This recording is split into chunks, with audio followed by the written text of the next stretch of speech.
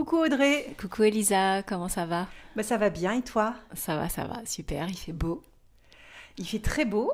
On enregistre dans un nouvel espace, dans ma cuisine. Voilà. Ça nous change. Et ce matin, on avait envie de parler de loi d'attraction. Ouais, En ce début vaste d'année. sujet. Vaste sujet. Parce que avec ce début d'année, on voit plein de nouvelles résolutions, de bonnes résolutions, de qu'est-ce que j'ai envie d'attirer en 2026. Voilà, comment on dit, les tableaux de bord là. Ah Enfin, oui, les vision les boards. vision boards, voilà, qui se créent. Donc voilà, un petit sujet pas mal quoi. Voilà. Et la loi d'attraction, c'est un outil spirituel dont on a beaucoup parlé il y a une dizaine d'années, moi je trouve. Et il y a des choses intéressantes, mais je trouve qu'on ne dit pas tout de la loi d'attraction. On en parle, c'est dans le livre Le Secret, non, qui parle de ça surtout. Exactement. Ouais. C'est ce bouquin qui est devenu un film Oui. qui a vraiment fait exploser ce sujet et qui est devenu un sujet New Age hyper populaire. Et puis, on en a vu les limites aussi. C'est-à-dire que je ne sais pas si toi, dans ton expérience, tu as déjà eu une envie comme ça, enfin, tu vois, une projection très forte qui s'est matérialisée. Oh, certainement. certainement. Mais bah, déjà ma maison. Ah oui? Ça, j'ai visualisé, fait des plans, tout un tas de trucs pour que ça soit comme je voulais. Ah, génial. Euh, Et alors, elle est comme tu voulais? oui, Elle est canon, Mon j'adore la chien? maison d'Audrey. Ouais. mon chien, parce que je trouvais pas de chien qui me plaisait, de race de chien. Mais je voulais un chien un peu avec des poils comme elle a, tu vois. Et, et c'est arrivé comme ça. Je voulais j'aimais bien les races, genre, c'était quoi? Beauceron, là, berger français. Ouais. J'aimais bien les bergers australiens, tout ça. Mais bon. Et un jour, je vois une annonce, mélange des deux. Ah, ça, c'est énorme. Donc je visualisais bien, sans manifester en fait, sans me dire oui, je vais manifester mon chien, mais vraiment à me dire oui, je cherche ça en fait. Sans volonté. Oui, en disant, peut-être en ayant un peu au fond de moi la certitude que je vais le trouver quoi. Ah bah voilà. Eh ben, tu vois, t'as tout dit. Ouais. Parce que cette loi d'attraction, justement, l'écueil, c'est d'être dans une volonté égotique, pulsionnelle. Mm. Ah, je veux ça. Mm. Et je veux le chien parfait, ou je veux la Ouais. maison parfaite, nanana. Et en fait, d'être pas complètement aligné, parce qu'au fond de toi, t'es pas prêt, ou c'est pas le moment, Oui, ou en voilà. fait, le chien machin. Exactement. Je crois que les fois où ça s'est fait, c'est que au fond de moi, il n'y avait pas de doute. Oui, c'était déjà accompli. C'était, il y avait pas, ou genre je mérite pas, ou genre bah non c'est pas possible, ou ça existe pas, ou bah non en fait, c'est même pas des questions que je me suis posées. Mm. C'était, bon, ça doit bien se trouver en fait. Ouais. Plutôt. Et c'est là où... Moi, j'ai un exemple aussi dans mon vécu où j'ai voulu, quand j'ai créé Caravan Shop. Caravan Shop, c'est un fashion truck, donc c'était le premier fashion truck de France. Et j'ai créé cette entreprise après mes 14 ans de bons et loyaux services dans l'audiovisuel. Et j'avais une volonté, mais j'étais vraiment dans la pulsion de l'ego, avec une vision hyper précise de mon truc. Je connaissais rien à la loi d'attraction à l'époque. Il s'est créé comme je l'imaginais, mais vraiment au centimètre carré près. Sauf que quand je me suis retrouvée dans mon camion à vendre des fringues avec le TPE dans la main, oh, le gros flop, le soufflet est retombé, mais aussi sec, parce que je me suis dit, mais pourquoi j'ai fait ça? J'aime pas vendre. Ça c'est énorme. Whoopsie. Mais t'as quand même manifesté en fait ta vision. Ah, mais tu la manifestes, la Et vision. en fait l'idée c'est ça, c'est au-delà de cette envie, c'est de respirer en fait intérieurement de chaque cellule, comme si c'était déjà là finalement. Comme si c'était déjà là. Et aussi de voir, parce qu'à l'époque où j'ai manifesté ça, ma tête était coupée de mon corps. Mhm. Donc je n'étais qu'une tête. Et une manifestation qui s'opère qu'à partir d'une tête, eh ben, elle n'est pas incarnée. Mm. Et si j'avais pu à l'époque accéder à ces autres centres vivants en nous, donc le cœur et les tripes, les entrailles, j'aurais compris plus tôt que ma tête, elle voulait un truc qui n'était pas aligné avec mes tripes. Mm. Ma tête, elle voulait un truc pour prouver à mes proches, à mon père en l'occurrence, Mais que ça s'est j'étais quand même capable. réalisé. Oui, ça s'est réalisé. Mais au final, ça a été Même un si échec c'était financier. pas aligné, oui. Tu vois. Parce qu'il y avait, il y avait peut-être pas toutes les, du coup, les données, comme tu dis, avec le corps, l'alignement, tout ça. Mhm. Mais ça, t'as quand même manifesté le truc. J'ai manifesté le truc, mais après, ça a été un échec cuisant au niveau financier. J'ai mis un moment à m'en remettre aussi parce qu'il y a eu un dépôt de bilan, il y a Mm. eu un épuisement physique et psychique, parce que c'était pas aligné avec mes tripes. Mm. Donc c'est pour ça, attention, tu manifestes, mais à partir de quel centre? Mm. Est-ce que c'est que la tête? Mais est-ce que c'est la tête avec le cœur? Est-ce que c'est la tête avec le cœur et avec les entrailles? Mm. Et quand tu parles de ton chien, quand tu parles de ta maison, quand tu dis bah oui, en fait c'est déjà là, je pense que c'est dans ton ventre en fait, dans les entrailles, c'est déjà Ah là. oui, mais genre, moi, je me vois le soir, tu sais, genre, je me couche. Et la visualisation aussi, ça marche bien. Mm. Mais ça, je le faisais avant de connaître tout ça naturellement que dans les autres, où j'imagine, mais genre, j'y suis, quoi. Mhm. Et en fait, j'avais plaisir à aller me coucher pour aller dans cette visualisation d'imaginer, ah ouais, quand ça sera comme ça, nanana. Et genre, je rêve éveillé, tu vois. Ouais, j'aurais très bien. Et, mais ça, je pense que ça aide beaucoup aussi dans la manifestation. Ah bah oui, complètement. Et tu rêves, c'est ok. Est-ce que tu veux bien nous dire de quoi tu rêves en ce moment quand tu vas te coucher? Est-ce que tu Ah rêves bah là, encore à des trucs? là, non, j'ai pas le temps. Mais peut-être que... Ouais, non, là, ça fait longtemps que je me suis pas imaginé un truc idéal, parce que j'ai pas besoin. Enfin, j'en sais rien, je sais pas, mais je sais pas comment te dire. Je me souviens des fois où vraiment, il y a quelque chose que je voulais et que j'en rêvais, et que j'avais hâte d'aller me coucher et d'avoir ce temps où j'allais imaginer tout ce que j'avais envie de faire, quoi. Bah, moi j'avais ça aussi plus jeune. Mm. Et là en vieillissant, enfin en vieillissant, en grandissant, avec les enfants, avec tout ça, Oui, voilà. j'ai moins aussi ce truc-là aujourd'hui, mais Ouais. j'aimerais bien le retrouver. Ouais. Et je sais pas pourquoi c'est difficile à retrouver. Je me dis mince, est-ce que je sais pas ce que je veux? Est-ce que en fait j'ai tout ce dont j'ai besoin, donc du coup il y a plus de, tu vois, je me pose la question. Bah oui, peut-être que aussi c'est parce qu'on a d'autres préoccupations, je pense. Mm. Il y a- Est-ce que c'est le fait d'être devenue maman? Je sais pas. Bah, je sais pas, parce que toi, mon chien, j'étais déjà maman, la maison aussi. Oui, t'as raison. Non, c'est pas vraiment ça. Donc c'est pas vraiment ça, mais peut-être que toi, il faudrait que...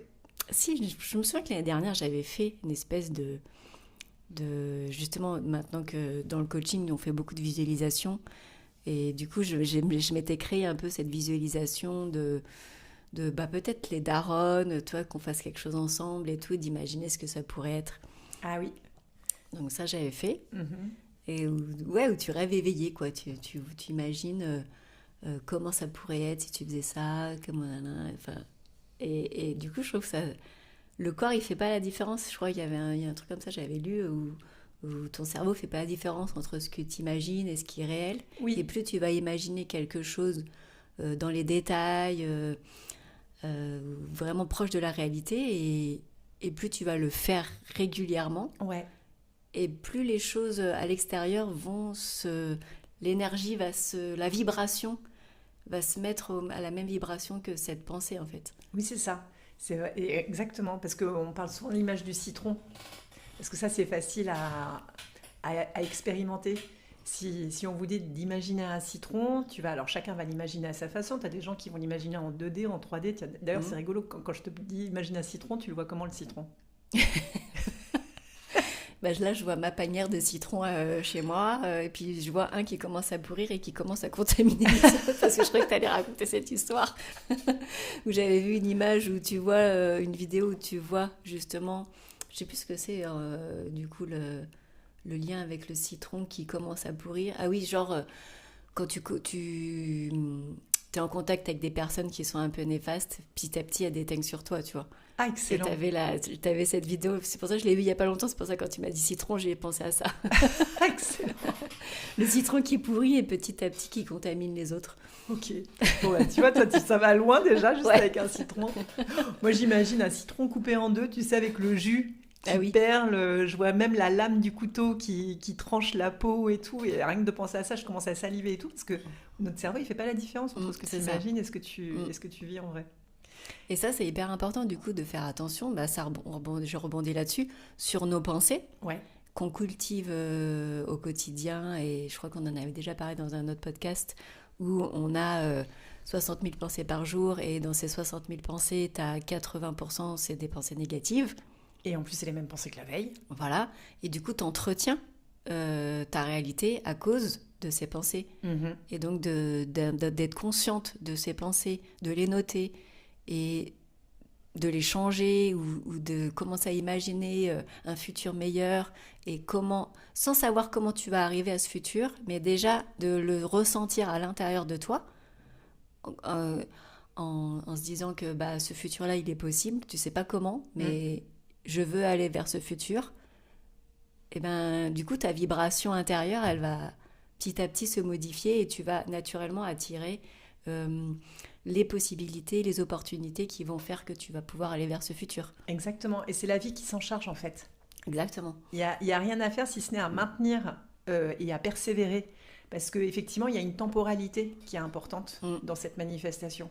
Et on n'a pas tous la même.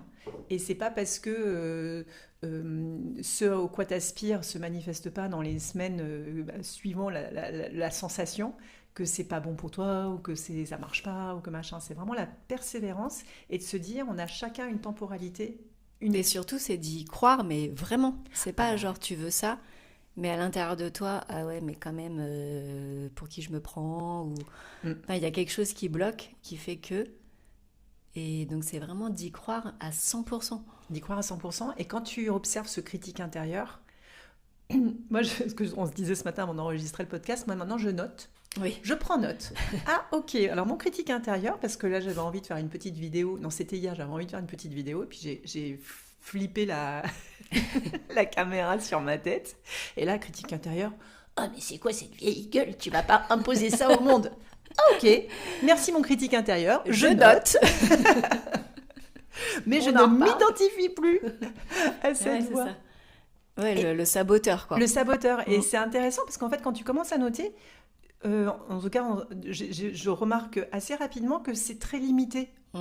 Les remarques de l'auto-saboteur, en ce qui me concerne, c'est l'aspect physique et la croyance que j'ai pas la capacité de tenir sur la durée, de faire avec les outils techniques, enfin voilà, que je suis pas capable.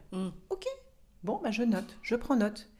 Et puis, ça ne m'empêche pas de continuer. Et du coup, quand tu prends note, après, tu trouves des pensées contraires ou non, même pas parce que juste une note. De prendre note, c'est comme si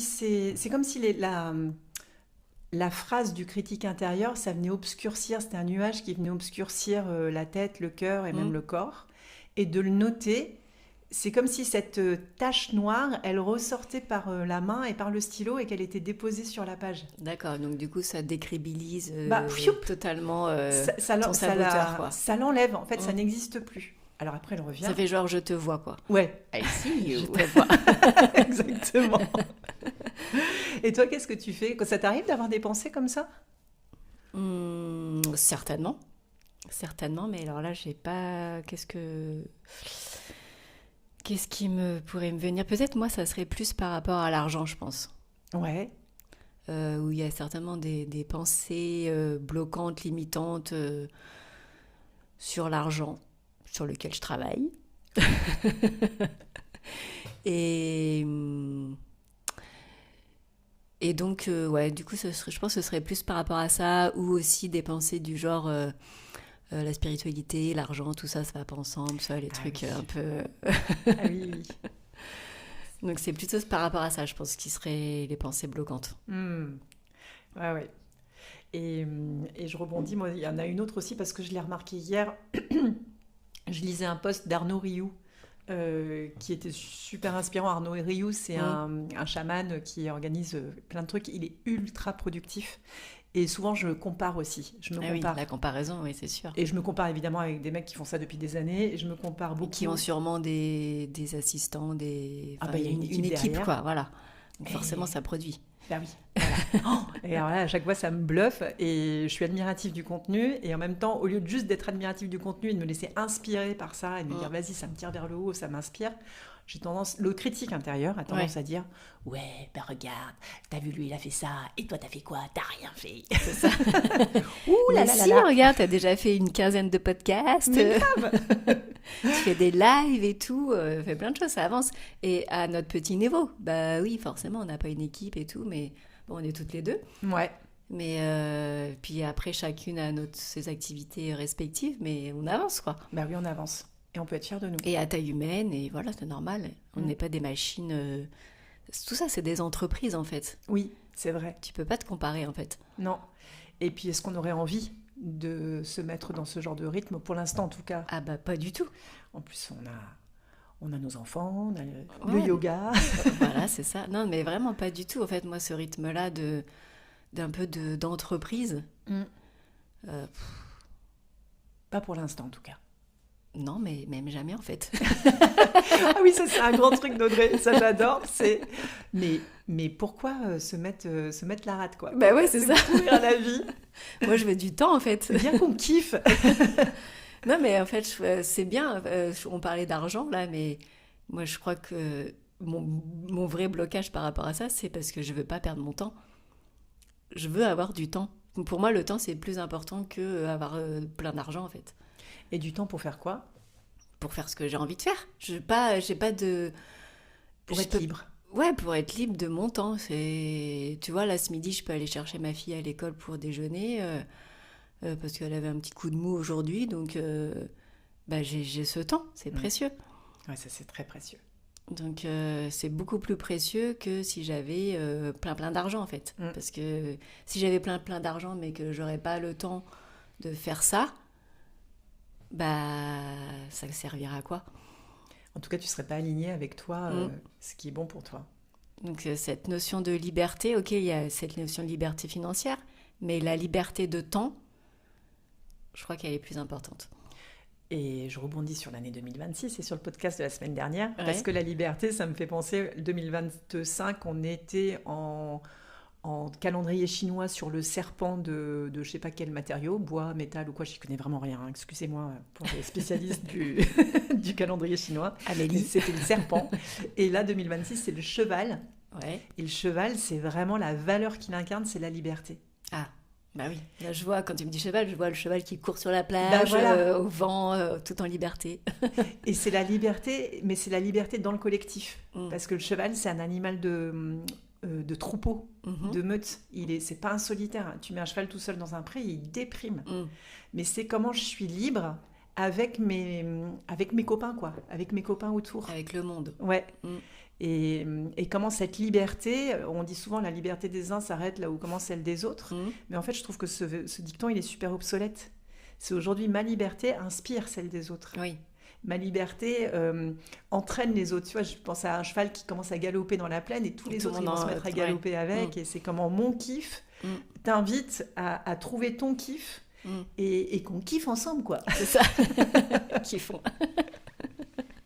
Donc c'est peut-être ça qu'on veut manifester tout simplement. Ouais. Voilà, juste sentir dans le cœur, dans le corps, cette sensation de liberté, de joie, qui est l'état naturel de l'être. C'est notre état naturel. Donc il n'y a pas de raison qu'on ne le vive pas. Exactement.